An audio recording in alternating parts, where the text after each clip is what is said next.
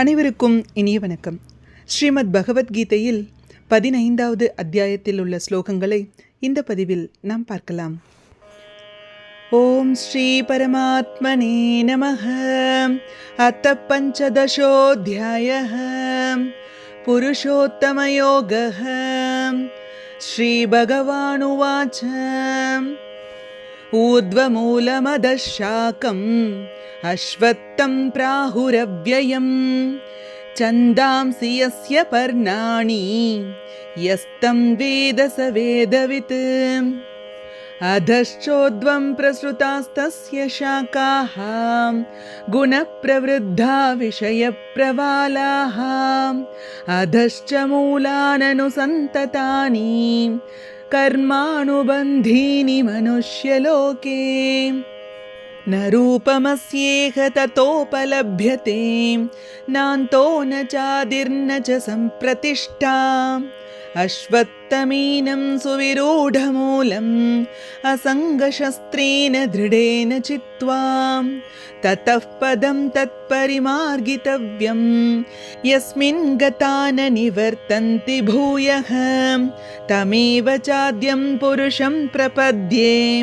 यतः प्रवृत्तिः प्रसृता पुराणी निर्मानमोहाजितसङ्गदोषाः अध्यात्मनित्या विनिवृत्तकामाः द्वन्द्वैर्विमुक्ता सुखदुःखसंज्ञैः गच्छन्त्यमूढाः पदमव्ययं तत् न दद्भासयते सूर्यः न शशाङ्को न पावकः यद्गत्वा न निवर्तन्ते तद्धाम परमं मम ममैवांशो जीवलोके जीवभूतः सनातनः मनःषष्ठानीन्द्रियाणि प्रकृतिस्थानि कर्षति शरीरं यदवाप्नोति यच्चाप्युत्क्रामतीश्वरः गृहीत्वैतानि संयाति वायुर्गन्धानि वाशयात् श्रोत्रं चक्षुस्पर्शनं च रसनं घ्राणमेव च अधिष्ठाय मनश्चायं विषयानुपसेवते उत्क्रामन्तं स्थितं वापि भुञ्जानं वा गुणान्वितं विमूढानानुपश्यन्ति पश्यन्ति ज्ञानचक्षुषः यतन्तो योगिनश्चैनं पश्यन्त्यात्मन्यवस्थितं यतन्तोऽप्यकृतात्मानः नैनं पश्यन्त्यचेतसः यदादित्यगतं तेजः जगद्भासयतेऽखिलं यच्चन्द्रमसि यच्चाग्नौ तत्तेजो विद्धि मामकम् गामाविश्य च भूतानि धारयाम्यहमोजसां पुष्णामि चौषधिः सर्वाः सोमो भूत्वा रसात्मकः अहं वैश्वानरो भूत्वा प्राणिनां देहमाश्रितः प्राणापानसमायुक्तः पचाम्यन्नं चतुर्विधम् सर्वस्य चाहं हृदि सन्निविष्टः मत्तस्मृतिर्ज्ञानमपोहनं च वेदैश्च सर्वैरहमेव वेद्यः वेदान्तकृद्वेदविदेव चाहम् द्वाविमौ पुरुषौ लोके क्षरश्चाक्षर एव च क्षरः सर्वाणि भूतानि कूटस्थोऽक्षर उच्यते उत्तमः पुरुषस्त्वन्यः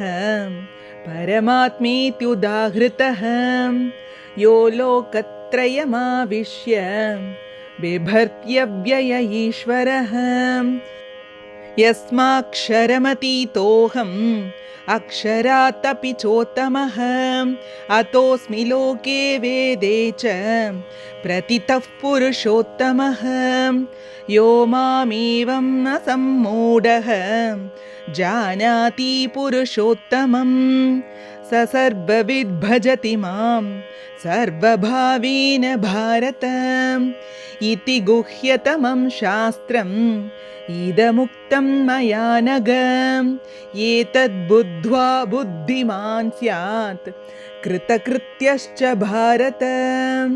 ॐ तत्सत् इति श्रीमद्भगवद्गीतासु उपनिषत्सु ब्रह्मविद्यायां योगशास्त्रे श्रीकृष्णार्जुनसंवादे पुरुषोत्तमयोगो नाम पञ्चदशोऽध्यायः। सर्वं श्रीकृष्णार्पणमस्तु। हरिः ओं। श्रीगुरुभ्यो नमः। ஹரிஹி ஓம். இத்துடன் 15வது அத்தியாயம் நிறைவு பெற்றது. கீதை கங்கையை காட்டிலும் சிறந்தது. கங்கையில் நீராடுவதன் பயன் முக்தி என்று சாஸ்திரங்கள் கூறுகின்றன. கங்கையில் நீராடுபவன் வேண்டுமானால் முக்தியடையலாம், ஆனால் அவன் பிறரை கரையேற்ற முடியாது. ஆனால் கீதை வடிவான கங்கையில் மூழ்கி எழுபவன் தான் மட்டும் முக்தியை பெறுவதில்லை, பிறரையும் கரையேற்றும் தகுதி படைத்தவன் ஆகிறான். கங்கை பகவானுடைய திருவடி தாமரையிலிருந்து பெருகியது, ஆனால் கீதை சாக்ஷாத் பகவானுடைய திருமுகத் தாமரையிலிருந்து வெளிவந்தது. கங்கைக்கு சென்று அதில் நீராடுபவனுக்கு மட்டுமே கங்கை முக்தியை அளிக்கிறது. கீதையோ ஒவ்வொரு வீடாக சென்று அங்குள்ளவருக்கு முக்தி மார்க்கத்தை போதிக்கிறது. ஆகவே கீதை கங்கையை காட்டிலும் சிறந்தது. கீதை காயத்ரியை விட சிறந்தது. காயத்ரி ஜெபம் செய்தால் மனிதன் முக்தி பெறுவான், அது சரிதான். காயத்ரியை ஜெபம் செய்பவன் ஒருவன் மட்டுமே முக்தி பெற முடியும். ஆனால் கீதையை பாராயணம் செய்பவன் தானும் கரையேறி பிறரையும் கரையேற்றுவான். முக்தியை அளிக்கும் பகவானே அவனை சார்ந்து விடுகிறான் என்றால் பிறகு முக்தியை பற்றி சொல்வதற்கு என்ன இருக்கிறது? முக்தி அவனுடைய திருவடி தூசியில் வாழ்ந்து கொண்டிருக்கிறது. அவன் முக்தி என்னும் சத்திரத்தை திறந்து விடுகிறான். கீதை பகவானை விட பெருமை வாய்ந்தது என்று சொல்வோமேயானால் அதுவும் மிகையாகாது. கீதை பகவானுடைய மூச்சுக்காற்று, பகவானுடைய இதயம், பகவானுடைய சொல்லாலான வடிவம்.